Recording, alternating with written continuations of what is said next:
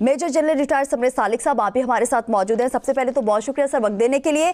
Sir, 1940 से 2026 तक के सफर को आप किस नज़र से देख रहे हैं, और उसके साथ हम देख रहे हैं कि जो ख्वाब पाकिस्तान को लेकर देखे गए थे, क्या वो ख्वाब पूरे हो चुके हैं, या कौन सी ऐसी चीज़ें हैं जो आज तक पूरी नहीं हो पाई, और पाकिस्तान में कौन से ऐसे हालात, सियासी इस्तेहकाम कर लें, मौशी इस्तेहकाम कर लें, अगर ये चीज़ें आ जाती हैं तो वो जो ख्वाब है वो पूरे हो जाएंगे पाकिस्तान को लेकर? सबसे पहले आपका शुक्रिया कि आपने मुझे अपने प्रोग्राम में मदऊ किया। बहुत इंपॉर्टेंट डे है, एक लिहाज से खुशी का दिन है कि 1940 में इस दिन करारदाद पाकिस्तान मंजूर हुई। और मैं ये कहना चाहूँगा कि पाकिस्तान का बनना उन हालात में एक मौजे से कम नहीं था। पाकिस्तान जो है वो, मैं यहाँ पे कोट करना चाहूँगा, ये मेरी बुक है फाइटिंग शैडोज, जो कि 2019 में लॉन्च हुई, जिसमें मैंने सारा ये चार्ट आउट किया हुआ है कि कैसे पाकिस्तान किन हालात में बना और किन हालात में सर्वाइव हुआ। आप जस्ट इमेजिन कि एक न्यूली क्रिएटेड कंट्री, उनके जो फाउंडिंग फादर हैं वो पहले साल, एक साल बाद रहलत फरमा जाते हैं, और जो रिलेटिवली बेहतर जो लीडर थे उनके बाद लियाकत अली खान 5वें साल में असैसिनेट हो जाते हैं। उसके बाद 18वें साल में, हमारी उम्र सिर्फ अभी 18 साल थी, तो हमारे ऊपर जंग मुसल्लत की जाती है, 65 वॉर। इसके बाद 24वें साल में 71 वॉर होती है, और उसमें अब एक मुल्क है जिसकी उम्र सिर्फ 24 साल है, और इसकी जो है वो एक बहुत बड़ा जोल्ट पाकिस्तान को लगता है, जो कि जी कॉम्बिनेशन था 4 बड़े जोल्ट्स की, एक पॉलिटिकल जोल्ट, एक इकोनॉमिक जोल्ट, एक मिलिट्री जोल्ट, और एक ज्योग्राफिक जोल्ट, जब पाकिस्तान को दो लख्त कर दिया गया। उससे अब आगे चलते हैं तो मेरा ख्याल 9 साल और गुजरते हैं तो सोवियत यूनियन आ जाता है हमारे बैकयार्ड में। 88 में वो ख़त्म होती है हमारी मुश्किल, तो 2001 में वॉर ऑन टेरर शुरू हो जाती है। तो मैं ये कहना चाहूँगा, जो पाकिस्तान का बनना था अनडाउटेडली वो तो मौजज़ा था। 27वीं रमज़ान, जुमे का दिन, मंथ ऑफ रमज़ान, इस तरह की कोइंसिडेंस शायद ह्यूमनली पॉसिबल ना हो। और कायद-ए-आज़म की जो उस वक़्त सेहत थी, कायद-ए-आज़म के जो उस वक़्त हालात थे, वो खुद कहते थे कि मेरी जेब में खोटे सिक्के हैं। इन सारी चीज़ों को देखते हुए एक तरफ तो हम फ़ख्र के साथ कह सकते हैं कि पाकिस्तान ने बहुत ना सिर्फ सर्वाइव किया बल्कि थ्राइव किया, लेकिन दूसरी तरफ जैसे आपने खुद कहा कि तजदीद अहद का दिन है, हर साल 23 मार्च आता है, हर साल हम अहद करते हैं, लेकिन बहुत सारी चीज़ों में ऐसे लगता है कि हमारा रिवर्स गियर लगा हुआ, बजाय हम आगे की जाने की बजाय हम पीछे की तरफ जा रहे हैं। तो पाकिस्तान में जो इस वक्त के हालात हैं, जिसमें कि political instability, economic instability, inter provincial disharmony, हर तरह की डिसहार्मनी, मैं ये समझता हूँ कि 2 इसमें सबसे बड़े पहलू हैं। अगर मैं इनका जब एनालिसिस करता हूँ, और मैंने अपने बुक में भी लिखा हुआ है कि बहुत सारे अवामल हैं जिसकी वजह से हम पीछे रह गए, हम वहाँ नहीं पहुँच सके जहाँ पे हमें पहुँचना चाहिए था। तो मेरे नज़र इसके 2 मेजर जो अवामल हैं उनका मैं जिक्र करना चाहूँगा। एक है not being blessed with visionary leadership, rather I would say कि हमारी leadership self-serving रही है। और सेकंड जो बड़ा अमर है वो है prolonged conflict। जब भी आपके दरमियान में इनसाइड एंड अराउंड यू बहुत ज़्यादा कॉन्फ्लिक्ट होगा, पाकिस्तान ने आधा टाइम अपना नेशनल लाइफ का जो है वो कॉन्फ्लिक्ट देखा है, लड़ाइयाँ देखी हैं।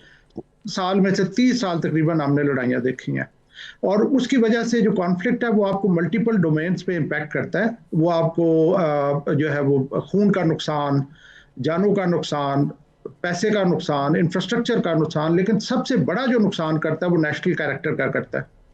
और मैं हमेशा कहता हूँ कि ह्यूमन बीइंग के बारे में कहा जाता है कि wealth is lost, nothing is lost, health is lost, something is lost, character is lost, everything is lost.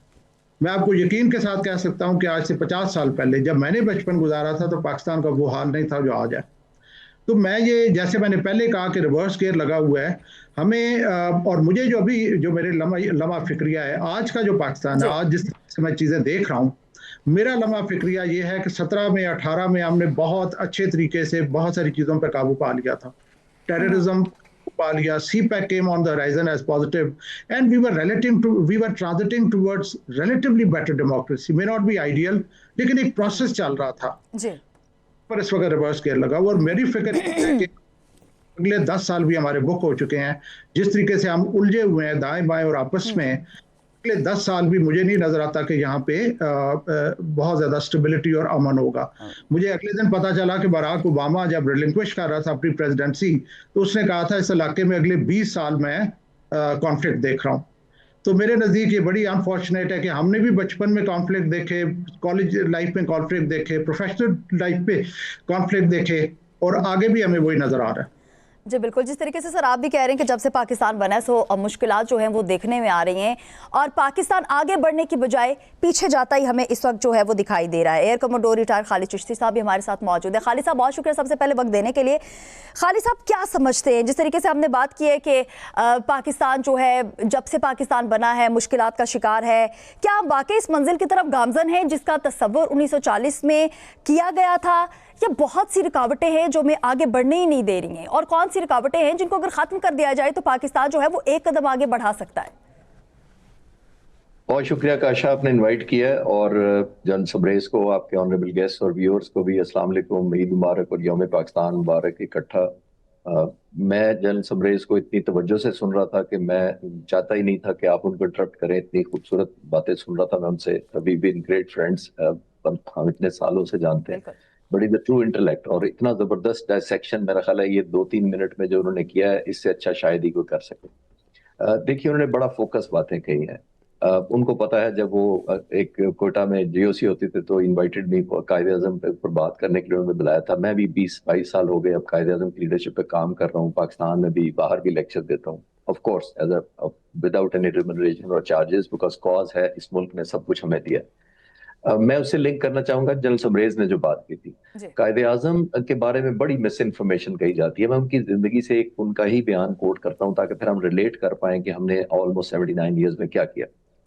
बहुत सारा प्रोपेगेंडा किया जाता है कि कायदे आजम ने कहा था कि मैंने गलती की पाकिस्तान बना के। ये बिल्कुल नहीं उन्होंने कहा। कर्नल इलाही बख्श उनके डॉक्टर थे, उनके जो बेटे हैं वो अमेरिका में रहते हैं, मेरा उनसे रब्ता है, मैंने काफी सारी इंफॉर्मेशन उनसे भी ली।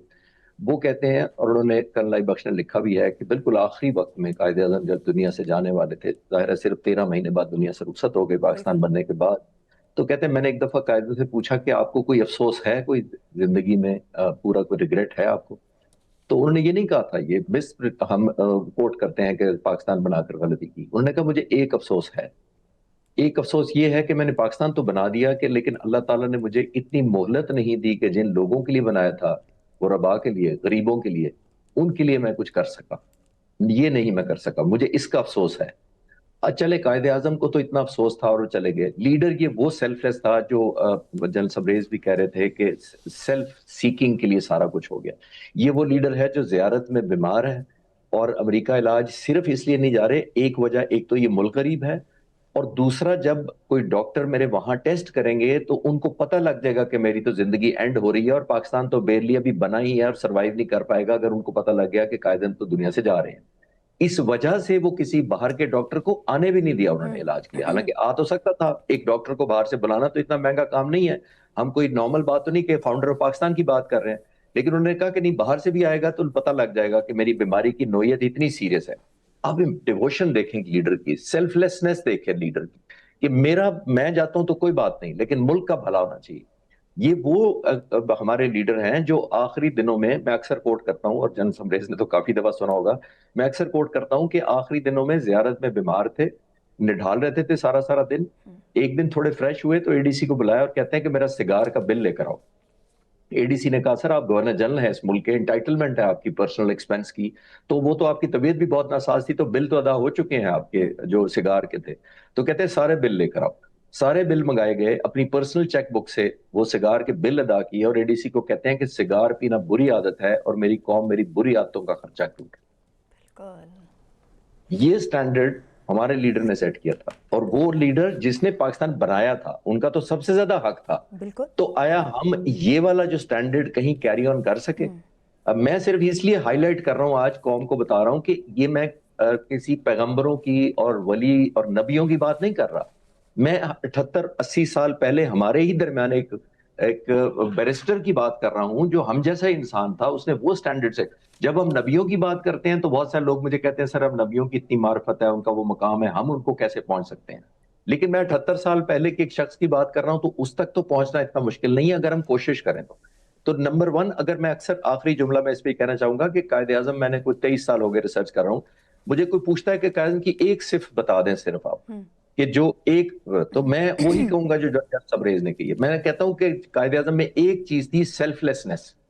वो हमारे सब लोगों में आ जाए, जो जहां भी जिस पोजीशन पर भी है, हुकूमत में है, हुकूमत से बाहर है, ऑपोजिशन है, पॉलिटिशियन है, दुकानदार है, जब ये अब आ जाए तो फिर आई थिंक पाकिस्तान बदलेगा। अदरवाइज जब सबरेज बिल्कुल ठीक कह रहे थे कि अनफॉर्चुनेटली हमको इतना वो एक्साइटेड नहीं देख रहे, लुक फॉरवर्ड कर रहे, अनफॉर्चुनेटली बिकॉज जिस मुश्किलात में हम घिरे हुए हैं।